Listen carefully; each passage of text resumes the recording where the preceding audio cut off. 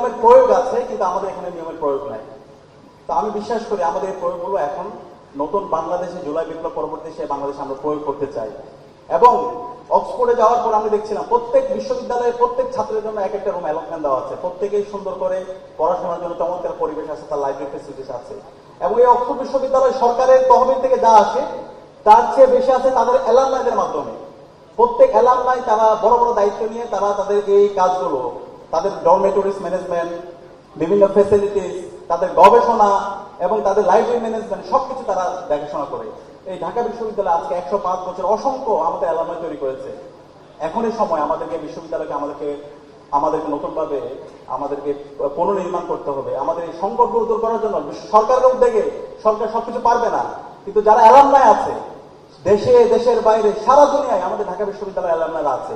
এই অ্যালামনাইদেরকে দায়িত্ব নিতে হবে এই বিশ্ববিদ্যালয়ের সংকটগুলো দূর করার জন্য। আমি বিশ্বাস করি ইনশাআল্লাহ আমাদের অ্যালামনাইরা যদি এগিয়ে আসে এবং বর্তমান সরকার যদি সরকারের জায়গা থেকে যেভাবে কাজ করছে সে জায়গায় শিক্ষায় বাজেট বাড়িয়ে আমাদের সংকটগুলো দূর করার জন্য কাজ করে, তাহলে ইনশাআল্লাহ আমরা বিশ্বাস করি বিশ্ববিদ্যালয়ের সংকটগুলো আমরা দূর করতে পারবো।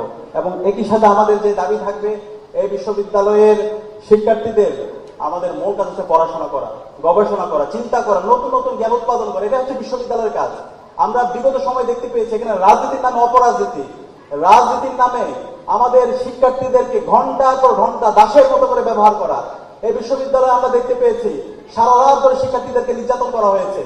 ছাত্রলীগের সন্ত্রাসীরা নির্যাতন করতে করতে আমার ভাইরা রাকিব যখন পানি চাচ্ছিল তাকে প্রস্তাব দেওয়া হয়েছিল, তাকে 4 তলা থেকে ফেলে দিয়ে তার পাকে 12 টুকরা করে ফেলা হয়েছিল।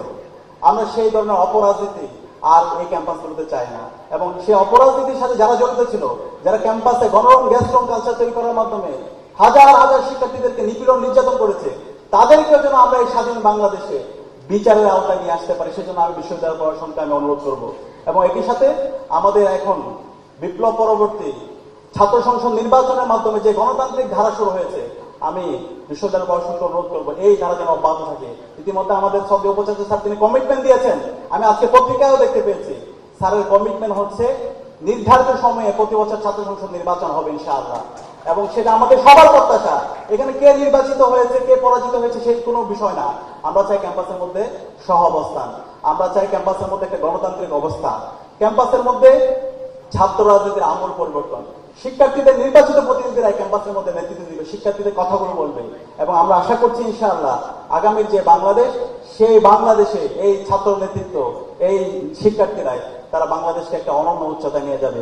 আমি সব মিলিয়ে ঢাকা বিশ্ববিদ্যালয়ের সর্বপর্যায়ের শিক্ষক, শিক্ষার্থী, কর্মচারী, কর্মকর্তা এবং সকল অ্যালামনাইদেরকে আবারও আন্তরিক ধন্যবাদ জানাচ্ছি এবং সবার জন্য দোয়া কামনা করে এবং আমার জন্য দোয়া চেয়ে আমি আমার কথা এখানে শেষ করছি। আসসালামু আলাইকুম ওয়া রাহমাতুল্লাহ।